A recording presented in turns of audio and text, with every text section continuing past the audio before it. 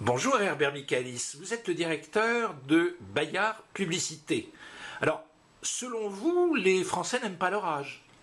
C'est pas tout à fait exact, cher ami. Les Français aiment leur âge. Simplement, ils ont deux âges, l'âge perçu et l'âge réel. C'est-à-dire qu'à l'intérieur de chaque individu, il y a l'âge qui existe sur leur carte d'identité ou leur papier d'identité et l'âge qu'ils se perçoivent d'avoir. Et c'est pour ça que j'aime, en fin de compte, que les Français raisonnent en âge perçu.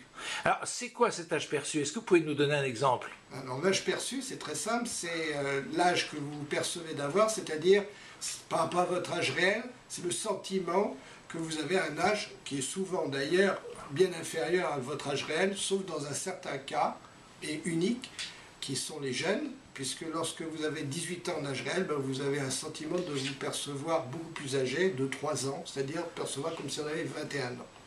Et à partir de cet âge-là, eh bien, l'âge perçu est systématiquement inférieur à l'âge réel. Et le pic de cet âge perçu se traduit aux alentours de 65-67 ans, où en général nous percevons avoir 15 ans, voire 17 ans de moins que son âge réel à partir de 65-67 ans. C'est formidable ce sérum de jeunesse là. Mais alors, cette étude de la question des âges vous a permis finalement de distinguer, alors on parle des boomers, on parle des seniors, mais vous avez distingué une nouvelle catégorie d'âge en quelque sorte. Exactement, il se trouve que statistiquement, au niveau démographie, les plus de 50 ans représentent 22 millions de Français aujourd'hui. Juste un petit point supplémentaire, dans 50 ans, il y en aura 36 millions et représenteront 50% de la population française. Et sur ces 22 millions de seniors, on va dire, eh bien, il y en a 54% qui se perçoivent ayant moins de 50 ans. Ce qui veut dire qu'il y a 12 millions de Français aujourd'hui qui ont plus de 50 ans en âge réel et qui ont le sentiment de vivre, de consommer, d'avoir des attitudes et un style de vie équivalent, voire inférieur à ceux de moins de 50 ans. Et à partir de là, c'est très intéressant parce que ces 12 millions d'individus représentent une cible publicitaire et marketing géniale, puisqu'elle est à la fois puissante, 12 millions, qui équivaut d'ailleurs à la même population cible que les 35-49 ans en âge réel. Et la deuxième raison, c'est qu'ils ont un pouvoir d'achat qui est bien supérieur aux tranches d'âge inférieures en termes d'âge réel.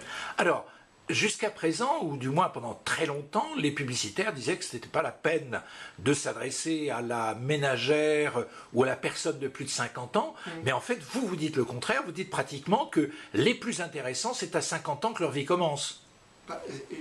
Oui, c'est même pas moi qui le dis, c'est les statistiques de vente qui démontrent que la pénétration des marques aujourd'hui, de pratiquement toutes les marques, est aux alentours entre 30, voire 30 à 60% de pénétration sur les cibles des plus de 50 ans. Et sur la cible des Gold, donc ces hommes et ces femmes qui se perçoivent, ayant plus de 50 ans, qui se perçoivent ayant moins de 50 ans, eh bien c'est évident qu'ils ont un taux de pénétration qui est énorme, puisque ce sont à la fois des forts consommateurs, et en plus qui aiment les marques, puisque ce sont eux, la plupart du temps, qui ont créé et qui ont pérennisé ces mêmes marques. Donc ils ont une assiduité et un amour des marques que d'autres cibles plus jeunes n'ont pas, pour deux raisons. D'abord parce qu'ils sont très à peur et qu'ils vont la plupart du temps à des produits souvent sans marque, pour des raisons souvent d'ailleurs économiques. Donc là, vous diriez que ce sont des gens qui sont fidèles, qui sont gros consommateurs, donc ce que vous dites par rapport aux marques, mais en même temps très avertis comme consommateurs. Oui, ils sont très avertis parce qu'ils ont un vrai parcours avec ces marques, donc ils ont accompagné les marques, les ont accompagnés pendant 30-40 ans de leur vie. Et il s'est trouvé aussi que les publicitaires et les hommes de marketing ont su, pendant 30 à 40 ans, investir sur ces mêmes personnes.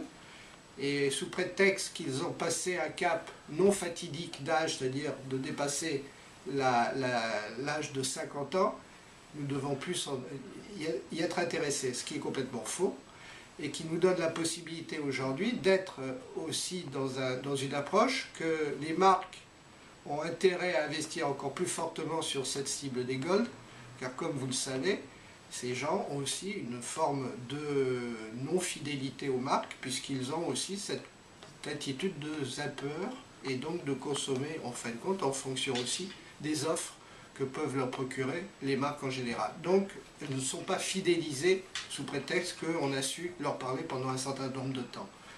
Le dernier point qui est très important, et d'ailleurs dans Seniorscopy vous le retrouvez, ce sont des personnes qui ont besoin de continuer à tisser un dialogue entre la marque et eux, et il faut leur parler comme un compagnon et non pas comme quelqu'un qu'on va aller chercher à coup de discount uniquement. Voilà.